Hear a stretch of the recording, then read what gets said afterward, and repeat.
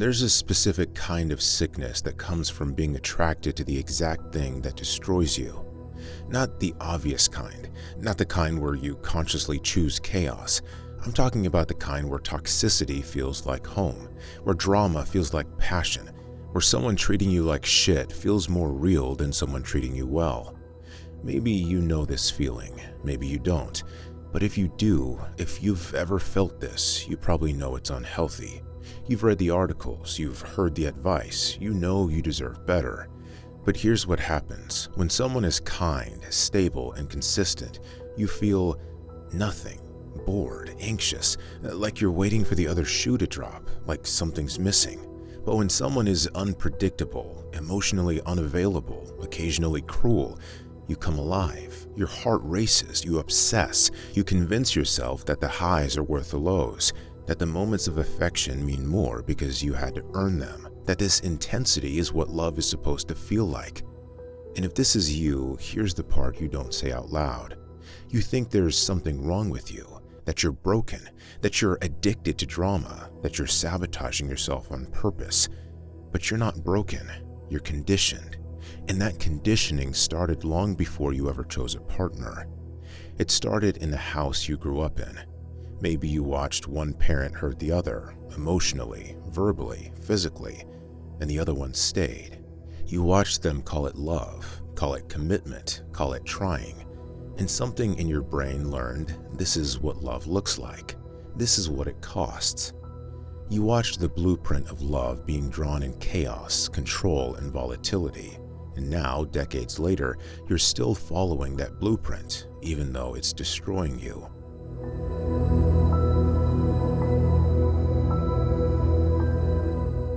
Before you think this is about having bad taste in partners, let me be clear. Your attraction to toxic love isn't a preference, it's a trauma response. When you're a child, your brain is learning what love looks like, what relationships are, how people treat each other, and it learns from the closest model you have, your parents. If your father yelled at your mother and she stayed, if he belittled her and she made excuses, if he hurt her emotionally, verbally, physically, and she called it love, you learned something devastating. This is what commitment looks like. This is what passion looks like. This is normal. Psychologists call this intergenerational transmission of relationship patterns. Children don't just inherit eye color and height from their parents, they inherit relationship templates. They learn what's acceptable, what love costs, what they're supposed to tolerate. But those clinical terms don't capture what it actually does to you. It wires your brain to associate love with suffering, safety with boredom, kindness with suspicion. You don't consciously think, I want someone who hurts me. You just feel drawn to intensity, to volatility, to people who make you feel the way your home felt, unstable but familiar. I knew someone who grew up watching their mother stay with the man who screamed at her, controlled her, made her feel small. And as a child, they'd think, when I grow up, I'll never do that. I'll never stay with someone like him. But then they grew up, and every stable, kind person felt boring. Every healthy relationship felt wrong. And they kept finding themselves drawn to people who were emotionally unavailable, occasionally cruel, unpredictable. People who made them feel crazy, people who reminded them in ways they couldn't articulate of home. Not because they wanted to suffer, but because chaos felt like love and calm felt like nothing. And maybe that's you. Maybe you've dated the same person in different bodies. Maybe you've sworn off toxic people and then found yourself right back in it. Maybe you hate yourself for it, but you can't seem to stop because you're not choosing toxicity. You're choosing what your nervous system recognizes as love.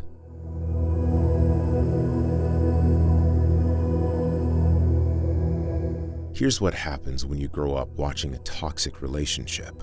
You don't just witness dysfunction, you internalize it as the template for intimacy. You learned that love is conditional and has to be earned. Your father's affection wasn't freely given. It came and went based on mood, on compliance, on performance. And your mother worked for it. She managed his moods, walked on eggshells, tried to be good enough to deserve kindness, and you watched. and you learned love isn't given, it's earned. You have to prove you're worthy. You learned that intensity equals passion. The fights, the drama, the emotional volatility, that's what love looked like in your house. Calm felt cold, stability felt distant. So now when someone is consistent and emotionally available, it doesn't feel like love. It feels flat, boring, like something's missing, because you learned that real love is supposed to hurt. You learned that staying is loyalty, even when you're being destroyed. Your mother stayed. Through the screaming, the control, the cruelty, she stayed. And maybe she called it commitment. Maybe she said, "This is what you do when you love someone. You don't give up." And you internalized that. So now leaving feels like failure, like you're weak, like you're not trying hard enough. So you stay in situations that are killing you because staying is what love does. You learned that your needs are secondary to managing someone else's emotions. Your mother spent her life managing your father's anger, his moods, his ego. Her needs didn't matter. Her feelings were inconvenient. And you learned this is what women do. This is what love requires. So now you suppress your needs. You don't set boundaries. You make yourself small to keep the peace, because that's what you saw. You learned that apologies erase harm. Maybe your father would explode, then apologize. Maybe he'd be cruel, then kind. And your mother would forgive, would reset, would act like it never happened. And you learned this is the cycle. This is normal. So now when someone hurts you and then says sorry, you believe them. You reset, you give another chance, and another, because the pattern is familiar. You learned that love and fear can coexist.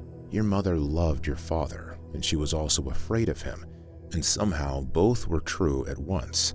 So now you don't recognize love without fear, without anxiety, without the pit in your stomach wondering if they'll leave, if they'll hurt you, if today is a good day or a bad day. Peace feels wrong because love for you has always included fear. This is why you're attracted to emotionally unavailable people, because available people don't activate the wound. This is why kind partners feel boring, because kindness doesn't feel like the love you know. This is why you stay in toxic relationships, because staying is the script you were given.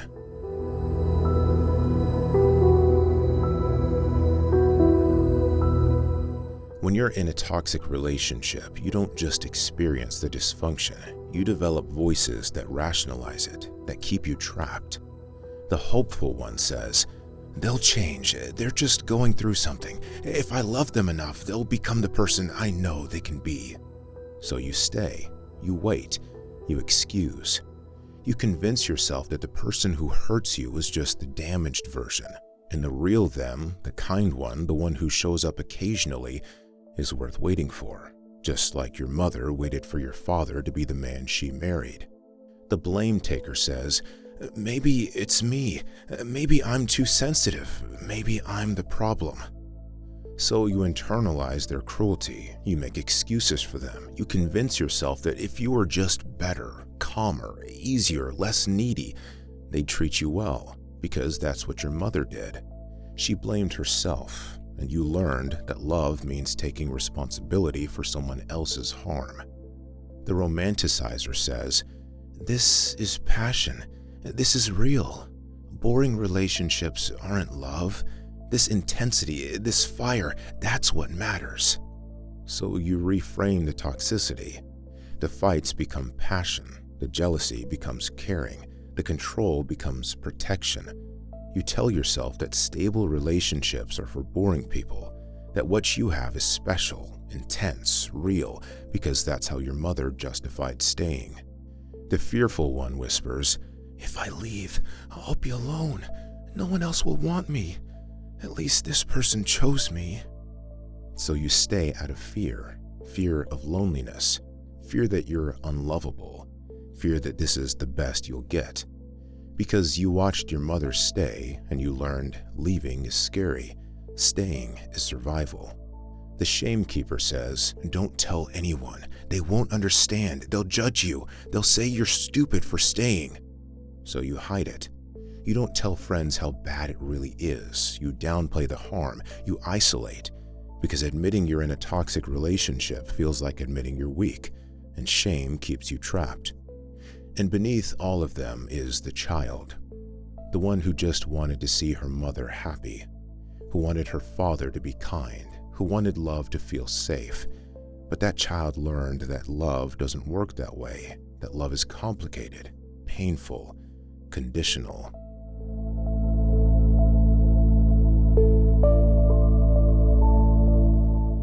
Here's what you think but never admit. When they're mean to me, I feel more alive. You hate yourself for it, but it's true. When they're cold, distant, cruel, you feel something. Your heart races. You obsess. You feel like you matter because you're fighting for their attention. But when they're kind, you feel nothing. Anxiety, boredom, like you're waiting for them to turn. I don't trust people who are too nice. Kindness feels like a trap, like they're hiding something, like they're going to ask for something you can't give. So you push them away. You find flaws. You convince yourself they're boring, weak, not worth your time, because kindness doesn't feel like love. I think I'm addicted to the chaos. You've tried dating stable people, good people, people who communicate, who show up, who treat you well, and you felt nothing, restless, like something was missing. So you went back to the emotionally unavailable one, the one who hurts you, because the chaos feels like home. Part of me thinks I deserve this. You don't say it out loud, but deep down you believe it, that you're too much, too broken, too damaged, that someone kind wouldn't stay if they really knew you. So you stay with someone who treats you badly because at least they're not pretending. At least this feels honest. I keep choosing people who remind me of my father. You swore you wouldn't. You promised yourself you'd never date someone like him. But you do, over and over. Different faces, same emotional unavailability, same cruelty disguised as honesty, same need to earn love, and you hate yourself for it, but you can't seem to stop. Sometimes I think I'm the toxic one. Because you react, you get angry, you lash out, you become someone you don't recognize, and you think, maybe I'm the problem, maybe I'm the one who's broken. But what you don't realize is, you're not toxic. You're being driven insane by someone who makes you feel crazy. That's what toxic people do.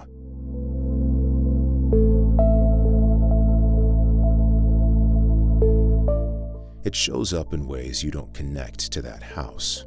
Like last month, when you met someone who was emotionally available, consistent, and kind. And instead of feeling relief, you felt panic.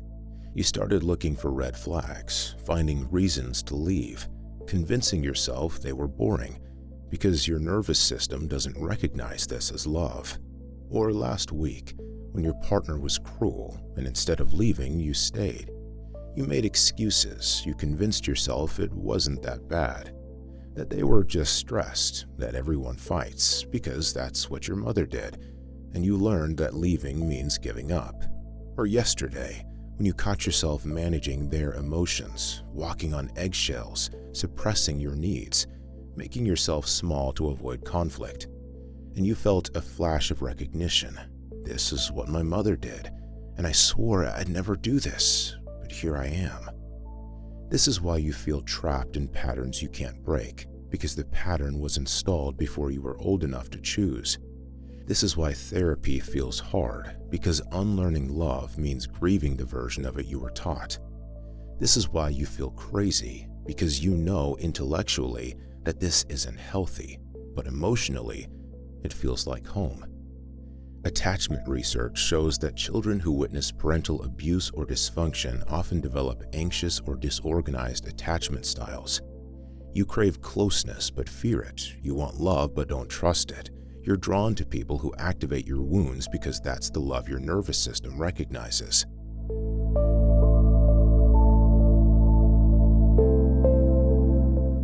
But here's what you need to understand, and this is critical.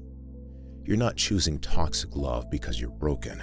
You're choosing it because it's familiar, and familiar feels safe even when it's dangerous. Your brain isn't trying to hurt you, it's trying to protect you. It thinks, I know how to survive this kind of love. I watched my mother survive it. I know the rules. I know the dance. Healthy love? That's uncharted. That's risky. That's unknown. So it pulls you back to what it knows, even when what it knows is destroying you. And yeah, your childhood wasn't all bad.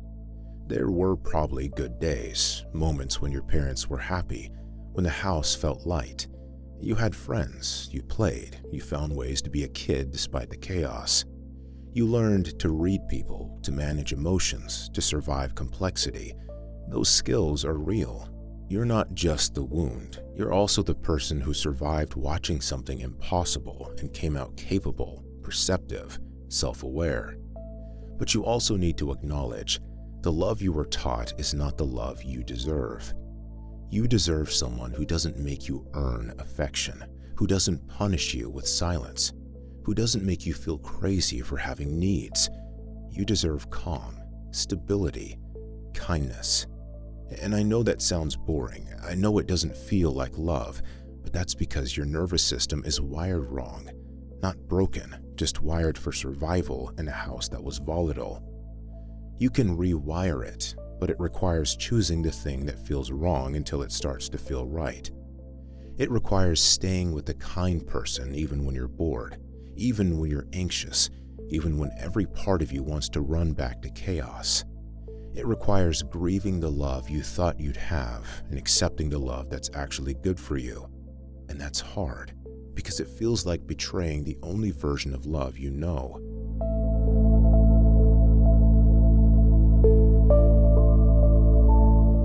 Your mother stayed, and maybe she had her reasons. Maybe she didn't know how to leave. Maybe she thought that's what love required. But you're not your mother, and you don't have to repeat her story. You can choose differently. You can leave when someone hurts you. You can set boundaries. You can demand kindness. You can walk away from intensity and choose peace. And yes, it'll feel wrong at first. It'll feel boring, uncomfortable, like you're settling, but that's just your nervous system recalibrating. Healthy love isn't supposed to hurt. It's not supposed to make you anxious. It's not supposed to require you to earn it. It's supposed to feel safe, stable, boring even. And boring in this case is good. Because boring means you're not in survival mode. Boring means you can finally rest. Imagine this. You're standing at a crossroads. One path leads back to the chaos, the intensity, the familiar pain, the love that feels like home. The other path leads towards someone kind, stable, consistent, and it feels wrong, foreign, like it can't possibly be real. But it is real, it's just not the love you were taught. You can take that path. You can choose the thing that feels wrong until it starts to feel right. You can be the one who breaks the cycle, who refuses to pass this blueprint to the next generation, who chooses peace over passion, safety over intensity, health over familiarity. Your mother couldn't, but you can. If toxic love feels normal to you, you're not alone. A lot of us learned love in houses that taught us all the wrong things. If you need to talk about it, I'm here.